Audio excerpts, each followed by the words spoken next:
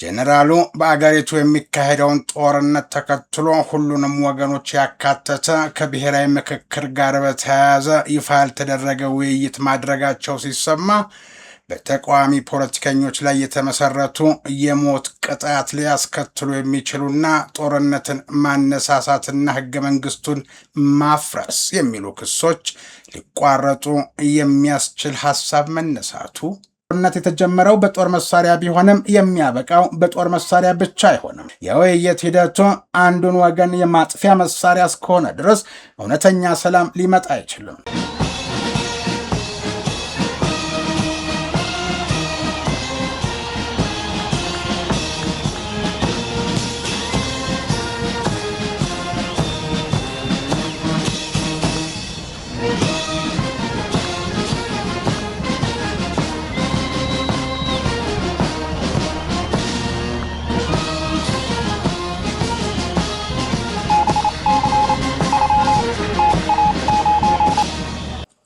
ጤና ይስጥልኝ። በምድር ኃይል ፎሌን ሲነፋ በአየር ኃይል ፓሬድ በባህር ኃይል ማስተሪንግ ሲደረግ ወደ እናንተ እንዲደርስ በሞርስ የበላይ ጠባቂ የተዘጋጀው የሞርስ ልዩ መሰናዶ እነሆ ጀመረ።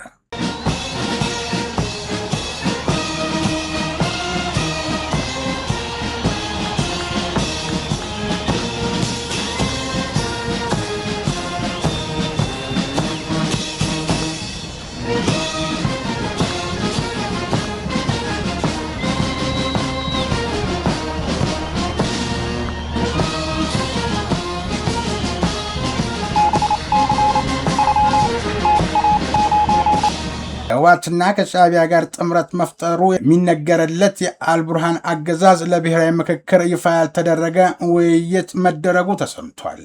የሱዳን ጦር አዛዥ ጀነራል አብዱልፈታህ አልቡርሃን በሀገሪቱ የሚካሄደውን ጦርነት ተከትሎ ሁሉንም ወገኖች ያካተተ ብሔራዊ ምክክር ለማካሄድ ከፖለቲካና ከሲቪል ማህበረሰብ ተወካዮችና ከተለያዩ ባለሙያዎች ጋር ይፋ ያልተደረገ ውይይት ማድረጋቸውን የዘገበው አልጀዚራ ነው።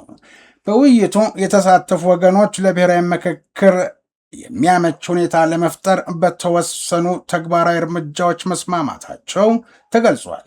ከእነዚህም መካከል በፖለቲካ ተቃዋሚዎች ላይ የሚደረጉ የሚዲያ ዘመቻዎችን ማቆምና በተቃዋሚ ፖለቲከኞች ላይ የተመሰረቱ የሞት ቅጣት ሊያስከትሉ የሚችሉ ክሶችን ማቋረጥ ይገኙበታል።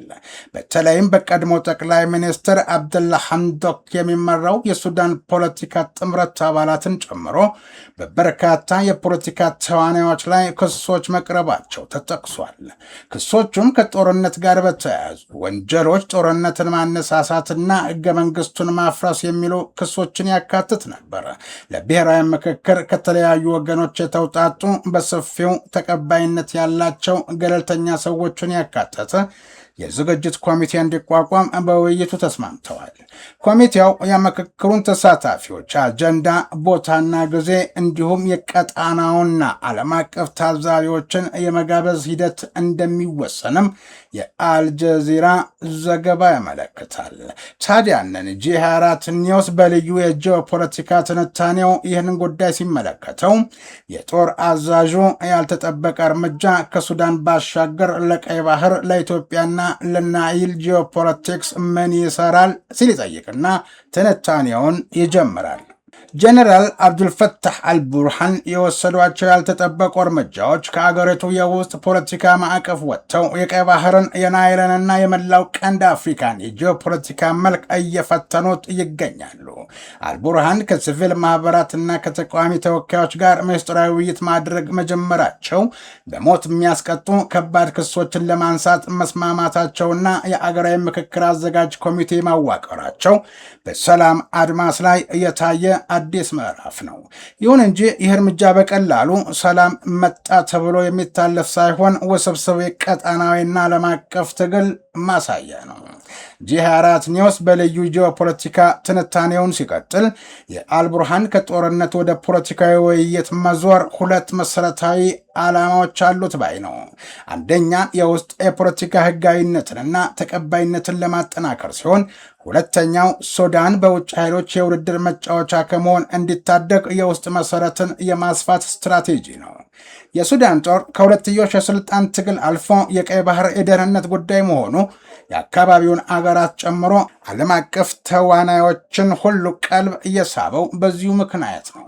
ፖርት ሱዳን ለንግድ፣ ለወታደራዊ ስትራቴጂና ለቀጠናዊ ተጽዕኖ ቁልፍ በመሆኗ የካርቱም አቅጣጫ ከቀይ ባህር ደህንነት ጋር በቀጥታ የተሳሰረ ነው። ለኢትዮጵያ የሱዳን መረጋጋት የውጭ ፖሊሲ ጉዳይ ብቻ ሳይሆን የብሔራዊ ደህንነት ቀዳሚ መስመር ሲሆን፣ የረጅም ድንበር መጋራት፣ የንግድ መስመሮች፣ የስደተኞች አስተዳደርና የናይል ዲፕሎማሲ ሱዳንን ለኢትዮጵያ ልዩ ጎረቤት ያደርጓታል። በ2026 የነበሩ የጠረጴዛ ውዝግቦችና የጸጥታ ስጋቶች እንደሚያሳዩት በሱዳን የሚፈጠር ማንኛውም አለመረጋጋት በቀጥታ ወደ ኢትዮጵያ ድንበር ይሻገራል። ስለዚህ የኢትዮጵያ ስትራቴጂ ከማንም ወገን ጎን በመሰለፍ ከሚመጣ የፕሮክሲ ፖለቲካ የጸዳ መሆን አለበት።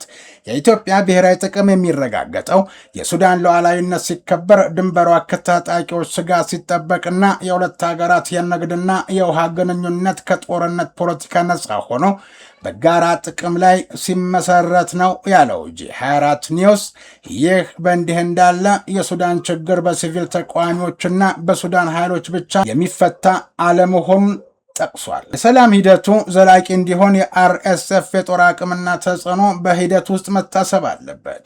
የውይይት ሂደቱ አንዱን ወገን የማጥፊያ መሳሪያ እስከሆነ ድረስ እውነተኛ ሰላም ሊመጣ አይችልም።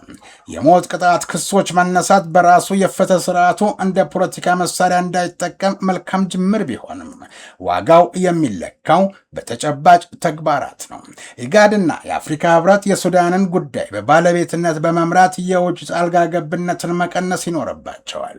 የሱዳንን ሰላም የሱዳን ብቻ ሳይሆን የቀይ ባህር የናይልና የቀንድ አፍሪካ የወደፊት ስትራቴጂ ነው። የተረጋጋች ራሷን የቻለችና በብሔራዊ ጥቅሟ የምትመራ ሱዳን ለኢትዮጵያ ስጋት ሳይሆን የንግድና የሰላም አጋር ናት። የጂ24 ኒውስ ከመረጃ ባሻገር እይታ የአልቡርሃን እርምጃ የሰላም በር እየከፈተ እንደሆነ ሊያሳይ ይችላል። የሱዳን ቀጣይ ዕጣ ግን በአንድ ውሳኔ አይወሰንም። የሚወሰነው በሱዳን ውስጥ የሚካሄደው የፖለቲካ ውይይት ምን ያህል አካታች እንደሚሆን፣ የጦር ኃይሎች ወደ ፖለቲካዊ ሂደት ምን ያህል እንደሚገቡ፣ የሲቪል ኃይሎች ምን ያህል ድምፅ እንደሚኖራቸውና የውጭ ኃይሎች በሱዳን ጉዳይ ላይ ያላቸው ተጽዕኖ ምን ያህል እንደሚቀንስ ነው። የሱዳን ጉዳይ ከካርቱም ግድግዳዎች ውጭ የሚዘልቅ ነው። ከፖርት ሱዳን ወደብ እስከ ቀይ ባህር፣ ከናይል ውሃ እስከ የህዳሴ ግድብ፣ ከካይሮ እስከ አዲስ አበባ የሚዘልቅ የጂኦፖለቲካ ስሌት ነው። ስለዚህ ኢትዮጵያ የሱዳንን የወቅቱን ለውጥ በጥላቻ በጥርጣሬ ወይም በአጭር ጊዜ የፖለቲካ ስሌት ሳይሆን በረጅም ጊዜ ብሔራዊ ጥቅምና በቀጣናዊ ስትራቴጂ ልትመለከተው ይገባል። የተረጋጋች ሉዓላዊትና የራሷን ውሳኔ የምትወስን ሱዳን ለኢትዮጵያ ስጋት ሳትሆን የተረጋጋ ጎረቤት፣ የንግድ አጋርና የቀጣናዊ ሰላም ተባባሪ ልትሆን ትችላለች። በመጨረሻ የሱዳን ጦርነት የተጀመረው በጦር መሳሪያ ቢሆንም የሚያበቃው በጦር መሳሪያ ብቻ አይሆንም። የሱዳን የወደፊት ዕጣ በፖለቲካ ጠረጴዛ በህዝብ ፈቃድና በሉዓላዊ ውሳኔ ላይ መወሰን አለበት እና ይህ ሲሆን ጥያቄው ሱዳንን ማን ይቆጣጠራል ብቻ አይሆንም። ከሱዳን በኋላ የቀይ ባህርን የናይልንና የቀንድ አፍሪካን የወደፊት ስትራቴጂ ማን ይቀርጻል የሚለው ይሆናል ሲል ቀጠናዊና ጂኦፖለቲካውን በቅርበት የሚከታተለው ጋዜጠኛ መሐመድ ሲራጅ በጂ24 ኒውስ ከመረጃ ባሻገር የቃኘበትን ልዩ ትንታኔ አጠናቋል።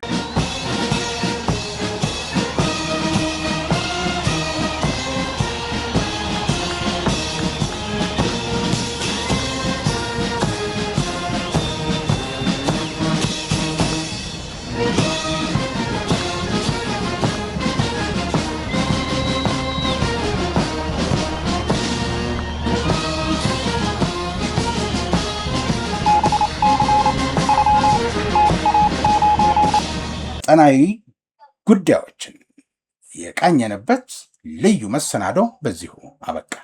ጤና ይስጥልኝ።